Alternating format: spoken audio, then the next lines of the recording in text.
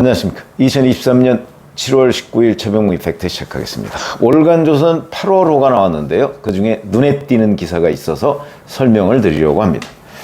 자, 도이치모터스 주가 조작 의혹. 윤석열 대통령의 부인 김건희 여사가 연루돼 있다. 이렇게 지금까지도 야당에서 주장을 하고 있는데, 이거는 문재인 정부 때 이 검찰이 사실은 1년도 훨씬 넘게 수사를 했습니다. 그래서 김건희 여사를 소환도 못했죠. 아직도 김건희 여사 부부는 수사 중 이렇게 돼 있습니다. 그런데 김건희 여사를 제외한 나머지 사람들, 권오수 전 도이치모터스 회장이라든가 아니면 그 관련한 증권사 직원 이런 사람들은 다 기소돼서 권오수 전 회장은 1심까지도 끝났습니다. 근데 권오수 전 회장 같은 경우는 통정매매, 그러니까 김건희 여사 계좌를 이 주가 조작에 이용했다. 근데 통정매매라는 게 있거든요. 이게 뭐냐면 통정, 사전에 알았다 이런 뜻이죠. 사전에 가격과 시간을 정해놓고 주식을 사고 파는 걸 얘기합니다. 여기에 이용됐다. 이것까지는 1심 재판부도 인정을 했습니다. 그런데 문제는 그때 검찰이 내세운, 문재인 정부 때의 검찰이 내세운 논리가 바로 이런 겁니다. 주식 투자 전문가라는 김기현이라는 사람이 있는데, 이 사람이 이 블랙펄 인베스트라는 회사가 있는데 거기에 이사인 민모 씨, 그 다음에 그 회사의 대표인 이모 씨, 이 이모라는 사람이 주가 조작 선수라는 사람이고, 그 다음에 권오수 전 회장, 그 다음에 김건희 여사, 이렇게 개통도를 통해서 통정매매가 이루어졌다. 이게 검찰의 주장입니다. 그런데 실제는 어떤 일이 있었느냐? 그날 이제 각종 휴대전화 이런 것들 다 포렌식으로 확인을 하니까 주가 조작 의심스러운 매매가 있었던 날이 2010년 11월 1일입니다. 이때 김기현이라는 사람이 이 블랙펄 인베스트 이사라는 민모 씨라는 사람한테 문자를 합니다. 이런 건 다 남아있죠. 12시에 3,300에 8만 개 때려달라 해주셈. 이렇게 문자를 합니다. 이게 무슨 뜻이냐면 12시에 한 주를 3,300원씩 해서 8만 주를 매입하라. 이런 뜻이랍니다. 이렇게 문자를 한 게 지금 남아있죠. 그러니까 이제 민 씨가 전달할게요. 이렇게 이 김기현 씨라는 사람한테 답을 합니다. 그러면 검찰이 주장하는 통정매매의 그 수순을 보면, 그럼 민 씨는 이제 이모 씨라는 사람한테 전달했을 것이고, 이모 씨는 권오수한테 전달했을 것이고, 권오수는 김건희 여사한테 전달했을 것이고, 그럼 김건희 여사가 다시 그거 그럼 팔아주시오 이렇게 얘기를 했을 거란 말이죠. 검찰의 논리대로라면. 그런데 실제 팔린 걸 보니까 팔린 시간하고 이 문자 한 시간하고 따져보니까 7초랍니다. 7초. 단 7초. 지금 제가 말씀드렸죠. 이렇게 쭉 이렇게 된 그 과정을 거치려면 전화통화도 몇 번 있고 문자도 몇 번 하고 이래야 되는데, 그게 7초 만에 이루어질 수 있을까요? 불가능하죠. 불가능합니다. 자, 그리고 실제 이 주가 조작 선수라는 이 씨하고, 그 다음에 권오수 전 회장 휴대전화하고 이런 것들을 다 들여다봤더니 민모 씨라는 사람한테 8만 개 매도 이 연락받은 게 없습니다.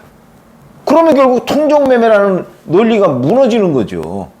그런데도 검찰은 계속해서 이런 주장을 지금 하고, 문재인 정부 검찰이 이런 주장을 한 거고, 이걸 1심에서 인정을 했는데, 그러면 또 이게 인정되게 된 계기 중에 하나가 바로 검찰이 결정적인 자료를 숨겼다.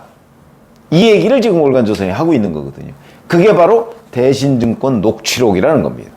이 녹음 파일이 있으니까. 이건 무슨 얘기냐면, 김건희 여사가 자기 계좌를 대신증권 직원한테 맡겨놓고 매매를 했다는 거거든요.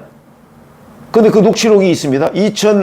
아까 10년 11월 1일에 거래가 실제 이루어졌다고 했는데, 10월 8일부터 김건희 여사하고 그 대신증권 직원하고 이 도이치모터스 주가에 관해서, 주식과 관련해서 이런저런 얘기를 하고, 그때 이제 김건희 여사가 팔아달라. 이렇게 얘기를 한 걸로 돼 있습니다. 그런데 살 사람이 없는 거죠. 도이치모터스라는 데가 뭐 워낙 조그만 이 거래량이 많지도 않은 거고, 그러니까 살 사람이 없어서 이 대신증권 직원이 계속 못 판 겁니다. 못 팔다가 11월 1일에 사겠다는 사람, 아까 사겠다는 사람이 바로 그 김기현이라는 사람의 연락을 받은 뭐 이런 사람들이 이제 작전 세력이죠. 도이치모터스 작전 세력. 이 사람들이 사겠다고 주문을 넣으니까 대신증권 직원은 사겠다는 사람이 있네 라고 그날 바로 팔아버린 겁니다. 바로. 그러니까 이게 연결이 안 되는 거죠. 대신증권 직원과 이 통정매매라고 검찰이 주장하는 그 사람들과의 연결고리가 없는 겁니다. 응? 그러니까 대신증권 직원은 김건희 여사의 부탁을 받고 팔려고 했는데 못 팔다가 11월 1일 그 시간에 누가 사겠다고 하니까 얼른 팔아치우고 이 대신증권 직원이 김건희 여사한테 자랑하듯이 이거 정말 골칫거리를 팔았습니다라고 자랑하듯이 통화를 합니다. 이 녹음 파일이 있다는 거거든요. 그럼 이 녹음 파일은 뭘 의미할까요? 검찰이 지금까지 주장했던 김건희 여사가 이런 김기현이나 또는 권오수나 이런 사람들하고 같이 짜고 작전에 개입했다, 주가 조작을 했다, 그게 사실이 아니다 하는 걸 입증하는 거죠. 왜? 김건희 여사는 대신증권 직원하고 얘기해가면서 팔아달라고 했고, 실제 대신증권 직원이 팔고 나서 김건희 여사한테 이거 팔았습니다라고 보고를 했으니까. 이 녹음 파일을 만약에 가지고 있으면 통정매매? 아닌데? 김건희 여사는 주가 조작? 무슨 소리야? 그거 아닌데? 직접 대신증권 직원한테 전화해서 판 건데? 이렇게 되는 겁니다.